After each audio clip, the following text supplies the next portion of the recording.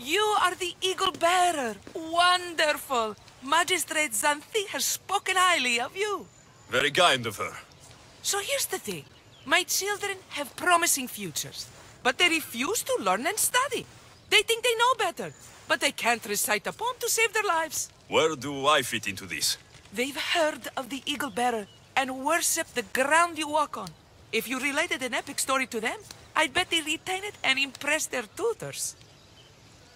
It's an odd request, but I've been asked to do stranger things. I'll do it. My children are waiting inside the Temple of Dionysus Kolonatas for today's epic story.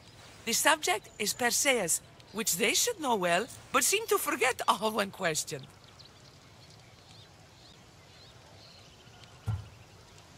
I know this story well, of course, but my preferred version may not be what your children expect. Do not fear. If you need a reminder, there are many relics related to Perseus in the hall adjacent to the Temple of Dionysus Kolonatas. Good to know.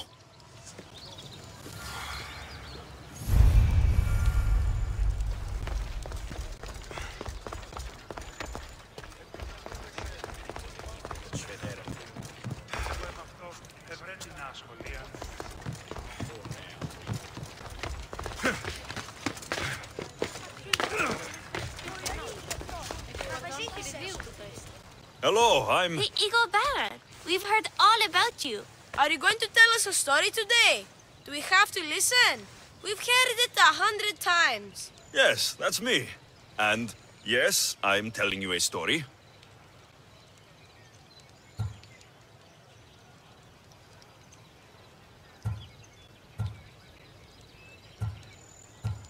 Let us sing with the voice of the gods about the exploits of brave Perseus and the noble Pegasus.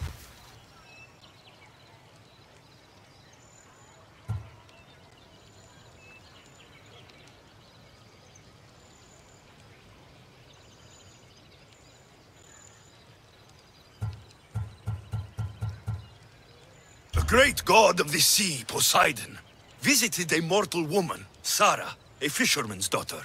The god of the sea frolicked with her in the shape of a dolphin, and she knew his love. Ugh! Is this a kissing story? Relax, I'm just setting it up. Soon, Sarah gave birth to a child, the half-blood hero, Perseus. I thought Perseus' mother's name was Danae, like my sister. Yeah, and his father was Zeus. Well, that's true in some versions. Anyway, at some point, baby Perseus fell off a boat and almost drowned.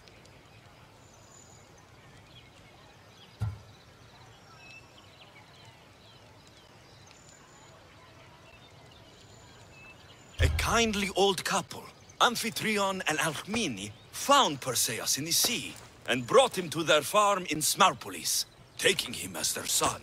What about his mom, my namesake? Shh, listen. Hera was angry, though, and sent snakes to kill the baby. But Perseus was too strong, and he strangled the snakes in his crib, revealing his godly nature. That doesn't sound right. There are different ways to tell the story, you know. And this story is for the crows?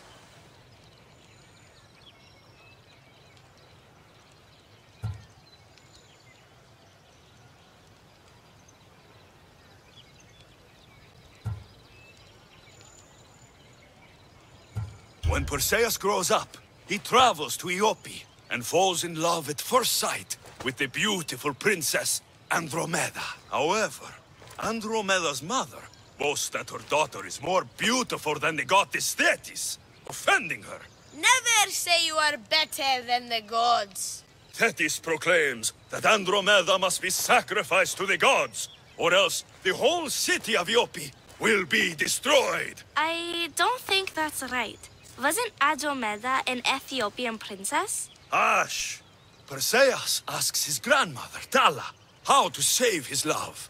She turns into a manta ray and says, to save Andromeda, he must bring back curly hair of gold, fit for the king of the mountains, who yet owns less than the humblest Elot. I don't know that riddle. It's too hard. It was hard for Perseus too. But eventually he figured it out. How? He just did is all.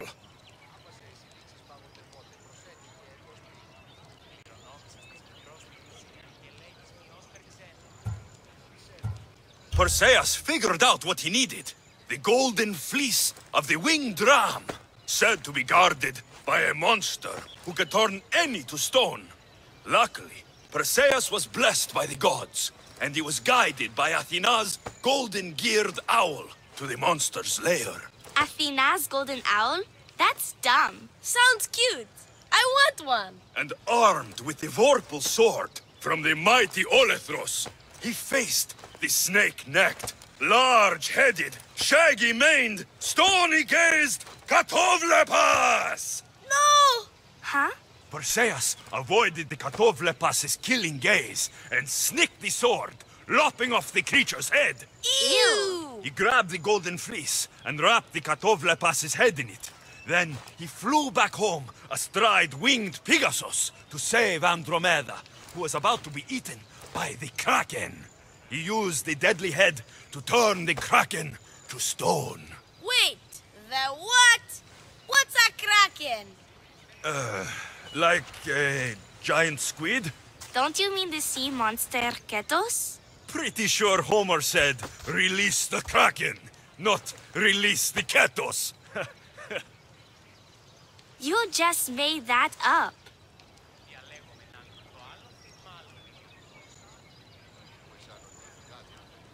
Perseus traveled to Argos with his family, and one day competed in the great athletic games. He hurled the discus, and his throw was so great that it shot into the stands and struck King Acrisius. So doing, Perseus killed his grandfather and fulfilled the prophecy. Hurrah! You can't escape your fate. In the end, Perseus and Andromeda settled in Mycenae as king and queen, and had 7 sons and 2 daughters, the Perseidae. Wow, that was so wrong and so boring. You are a sticky storyteller. And that story was poop! I am sorry for your audience, Evil Bearer. Though from what I heard, it did sound like you deviated somewhat from the traditional tale. Apologies.